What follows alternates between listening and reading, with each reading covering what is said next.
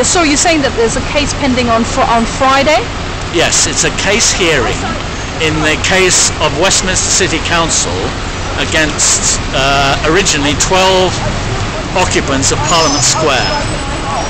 And the 12 occupants included Brian Hoare, and it was started about 18 months ago when they tried to get rid of us on the grounds that we were obstructing the highway. This was in totally ignored the fact that we were all authorised to be there by the Metropolitan Police under the SOCPA authorisations, and Westminster City Council have gone ahead with the case regardless of almost anything else, and the fact that they are trying to pursue a political action, I believe to be an abuse of their rights and duties under the Local Government Act. They're not there to bring political cases. So, forgive me, sorry, if you could just repeat again. They've already removed the protesters already. They've successfully removed you. So what are they taking you to court for now? Well, no, they haven't successfully removed us. Oh, right, I still have an authorised demonstration. The fact that I do not have, at the moment, a structure or a tent in Parliament Square does not mitigate against me being authorised. I have 6 authorised demonstrations in Parliament Square. Now, 3 of those are for the Occupy movement. We have an authorised demonstration for Occupy London, an authorised demonstration for Occupy the Commons, and an authorised demonstration for Occupy the Future. Those are all authorised by the Metropolitan Police Commissioner, and they are ongoing. I put in the dates on which they would finish would be 2020 or later, depending upon whether the government had ceased to commit crimes. I mean, it almost feels like that since you're still free to protest, that literally they've come along and just committed criminal damage by destroying tents and belongings. Yes. In order to intimidate yeah, that is their... and harass protesters. Yes, I agree with you. I don't know if I'm using strong language there, but as far as I'm concerned, that's what it looks like. And that's what I would agree it is. It's harassment of protesters, and they are failing in their duty to protect the right to protest, and those are some of the issues that were brought up in the court today. And so it was mentioned in the court today that in fact it's the states, the state is obligated to facilitate the right to protest and assembly. I don't know if that was right. Is it something of that nature? It's obligated under the Human Rights Act, Articles 10 and 11, to facilitate, make it easy for people to uphold their right to freedom of speech and freedom of assembly. Now, the fact that we are unable, under this new legislation, to freely assemble or freely speak in front of Parliament is, I allege, a criminal offence under the Human Rights Act. Well, it's certainly a civil offence, not a criminal offence. And we must uphold the right to protest, and that's really what this is all about. We've got to somehow say, look, we've got to take a stand. Our government, bit by bit by bit, is removing any power to object to anything they do.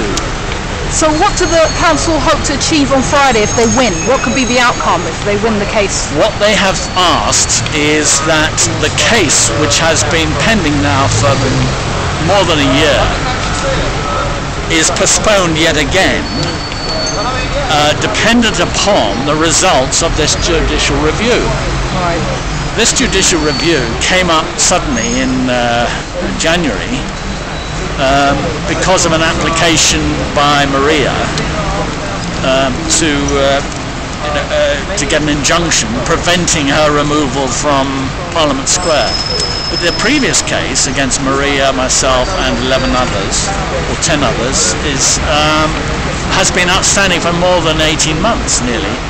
And they are trying yet again to move it on. And I'm saying, no, it is, if you bring a case and you spend huge amounts of Westminster City Council's money trying to forcing protesters to leave Parliament Square against the law, against our human rights, and failing to take into account the reason why we're there is because Westminster City Council, Parliament and the government are all in breach of the laws of war, and they have daily been committing mass murder, genocide, crimes against humanity and war crimes against the people of Afghanistan, Iraq and now Libya for the last 10 years, and they continue to do that in breach of English law, international law, and committing the worst crimes known to mankind.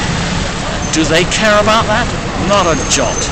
We've got to stand there and say, carry on saying, this is a criminal offence, it must be stopped, and we as taxpayers are going to refuse to pay any further taxes.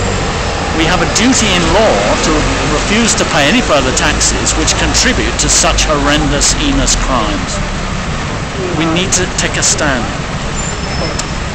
Well, thank you so much. Okay, is that all right? I'm a bit muddled. But, do you have a website or anything? No, unfortunately that disappeared in the ether. I had one called makewarshistory.org.uk, but it's literally disappeared and I can't get it. But ideally people can still come down and support the protests at Parliament. Absolutely, and in fact it's very important. I think one thing it must be said is that as a result of today's case, and because of the old law, the Serious Organised Crime and Police Act required protesters to obtain authorisation for their protest from the Metropolitan Police Commissioner. Now that law runs out on March the 30th. It is important for all of us who are keen to protest to ensure that we have an authorised protest in place on the pavement in Parliament Square before March the 30th in order to have a precedent on which we can hang on to after March the 30th. Right. And just as Maria and Brian and Barbara and so on are still there, we need to be able to ensure that we can stay there with our protest, whatever it is. It may be climate justice, it may be making wars history, it could be Occupy, it could be the financial reasons, whatever it is. But it's important for any protester to get in place on the pavement, authorised before March the 30th. Particularly for the Occupy movement, we do have those 3 authorised demonstrations, so anything you can do to get a kiosk up, structure up on the pavement before March the 30th can only be helpful to the movement as a whole and to you as a protester. Thank you very much. And they've given restrictions on the size. Yeah, there's a 3 meters wide, 3 meters high, 1 meter deep restriction. That was put on by the police and is yet to be tested in court, but it's wise to stay within that. But that doesn't mean you can't have 3 different demonstrations, each with 3 meters by 3 meters by 1. So people aren't allowed to be there overnight? People are still free to be there 24 hours? Absolutely, we still have a right. Now, it may be the police will try to get rid of people as they did before. If that's the case, then I should apply for an injunction. We need to get an injunction in the same way Maria got an injunction, preventing the police and the Westminster City Council and the GLA from getting rid of us. And I think it's worth our while doing that. So has there been any support by MPs across the road from the House of Commons? None at all. None at all? Absolutely none. Even though it's called the House of Commons? There's nothing common about any of that. They certainly don't operate to common objectives, let's put it that way. Or support the common people. Exactly, or the commons. They don't support the commons. I mean, you're so near, they've never stepped across the road. No, well, there have been, from time to time, there have been people who said we support you, but they certainly didn't speak out effectively, and they have never stopped the government, for instance, from waging war. Yeah. Well, thank you so much. Okay, delighted.